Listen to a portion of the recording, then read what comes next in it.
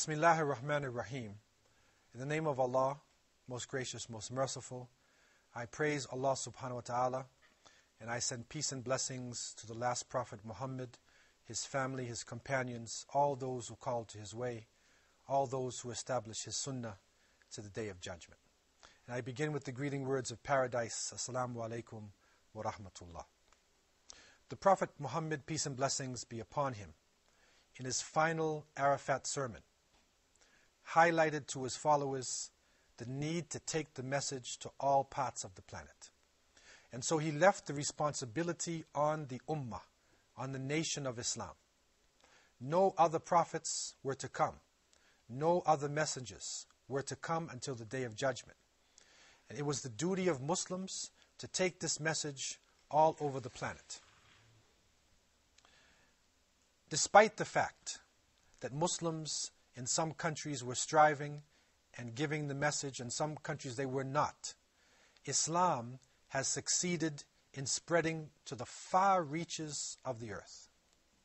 Islam has never stopped, and despite political corruption that entered into the Muslim world, and attacks by crusaders and propaganda against Islam, it continues to spread. And every day we are finding out of another far-off land where the message of Islam has reached. In the chapter known as Surah As-Saf, in verse number 8, Allah, the creator of the heavens and the earth, has told us, A'udhu billahi minash shaitanir rajim, yuriduna liyutfi'u nur Allahi bi afwahihim, wallahu mutimmu nurih, walau karihal kafirun. They intend to put out the light of Allah with their mouths, but Allah will bring His light to perfection, even though the disbelievers may despise it. In this case, Nurullah, the religion of Allah, the Quran, the teachings of the Prophet Muhammad, peace and blessings be upon him. Allah has promised to bring it to perfection.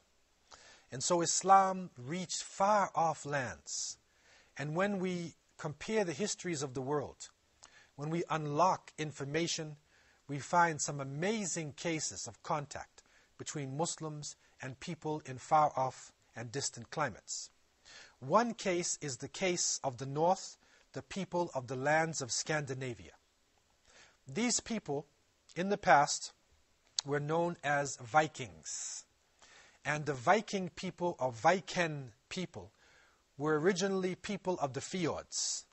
And the fjord is a small inlet which goes in from the sea into the land itself. But the Vikings became known and were synonymous as pirates. And this Viking ship that you see was a source of fear for many people in the world. The Vikings were able to reach far distances because of their nautical abilities and because of their great courage. If you look at their countries, you will see that the Vikings were divided into three major kingdoms. The Norwegian Vikings of Norway went to the UK, Greenland, and Canada. They were well known for Leif Erikson, who was one of the people who landed in America long before Columbus. In Denmark, the Danish Vikings, they traveled to Germany, Spain, and the Mediterranean. The Swedish Vikings from Sweden traveled to Russia, Bukhara, Samarkand, the Black Sea, Turkey, and Iraq. And it is the Swedish Vikings who are the subject of our discussion today. What we find out is that the Swedish Vikings controlled, from the 8th century, the trade routes from Russia to the Caspian Sea, and they also controlled the Black Sea. These areas were rich in slaves, in furs, and in skins. And the Vikings, because of their fighting abilities and because of their ability to go long distances in their ships and to withstand the cold and the severe climates of this region, were able to dominate the area and to literally control the trades. What is interesting to us is that in the 10th century an Arab diplomat named Ibn Fadlan came into the region, and he actually described in his writings the Viking people. In one description, he said that they were generally tall and blonde and a reddish type of color. He said that the men had beards. There were long beards and there's short beards, and the women generally put their hair into braids. Ibn Fadlan also gives a description. He said around 920, he said after encountering the Vikings along the Volga River, he said these Vikings were the dirtiest creatures in God's kingdom. And so the Vikings give us strange descriptions. And the Vikings were a people who were, through their courage and through their lack of care for their own lives, were able to go to far distances. Here we see an Arab heater that was used in the 8th century in homes by the Vikings themselves. Now, in terms of the relationship of the Vikings to the Muslims, it appears that during the Abbasid Khilafat, especially in Baghdad, and also in the regions of Samarkand and Tashkent, in what is now southern Russia, that the Vikings were being used as bodyguards.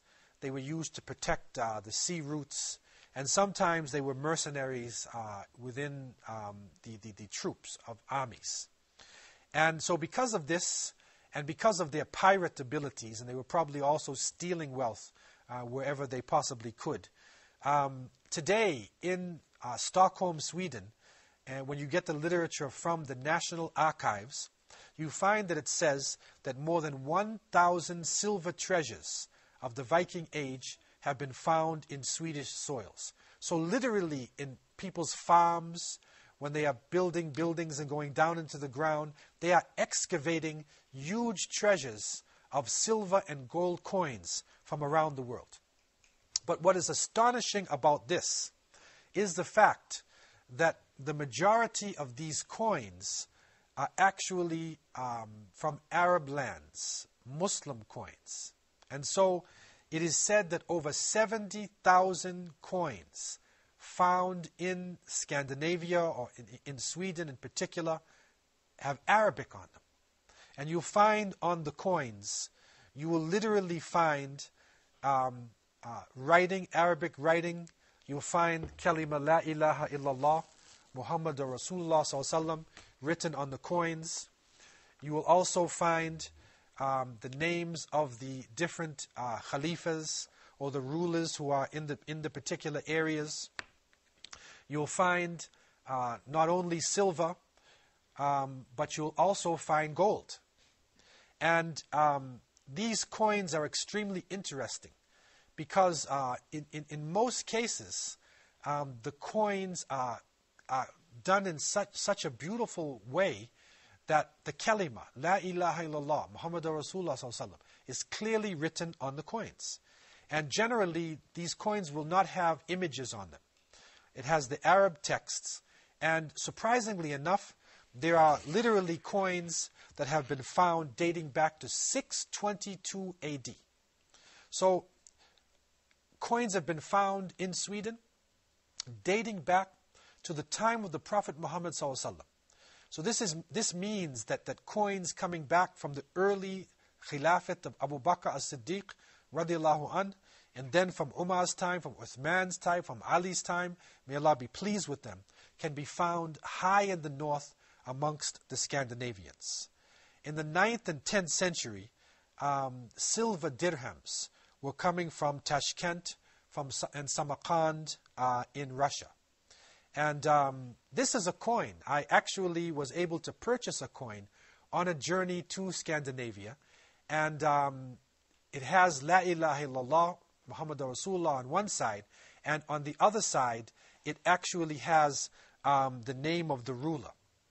And we were able to decipher from this coin that it was a Sultan Abu Sarwan. This is written in the Arabic language.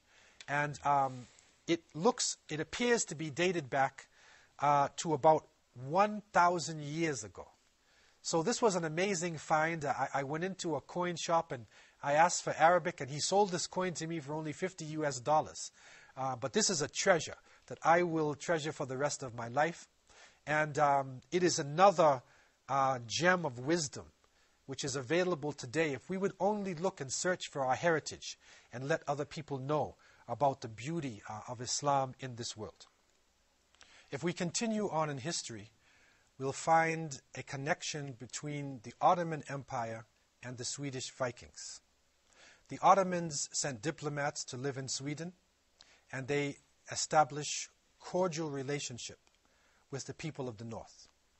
And so we find that the people within Scandinavia looked upon Muslims as an advanced civilization.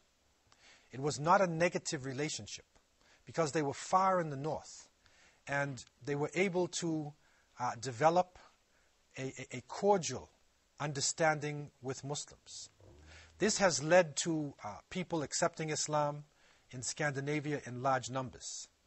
And so today in Sweden, Denmark, Norway, in Finland, all throughout the Scandinavian countries, we find thousands of northern people, descendants of Vikings, coming into Islam. Now, what is surprising about this is that the majority of the people embracing Islam are women. And when I had the opportunity to go to Norway and to Sweden and to meet the Scandinavian Muslims, I was shocked to see that most of the Muslims were women. And usually Islam gets a very bad coverage concerning the position of women. But what they said was, if Muslim men are practicing Islam, and of course this is with a condition, if Muslim men practice Islam, then they are the last hope for the family in the world. So therefore the Muslim men who cultured their families, who took care of their children, who respect their women, who practice Islam, who act like men, then they are able to marry in the north, and the communities are becoming very large and very thriving all throughout the Scandinavian region. This again is very important information, and it is part of a broadening understanding of the relationship of Muslims to people living off in far distant areas. We recognize the past and know that the Vikings at one point were a terrible people, a feared people, but now they are entering into Islam. Let us come back after a few moments and look at other areas where Islam is reaching.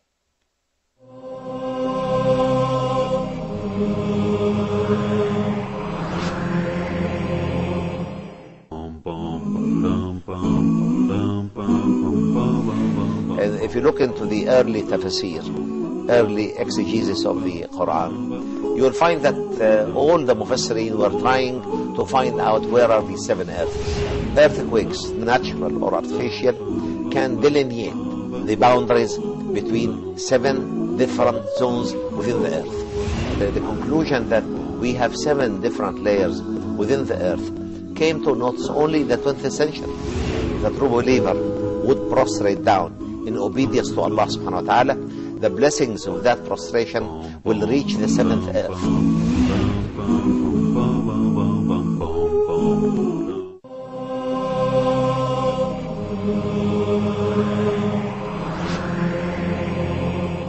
The message of Islam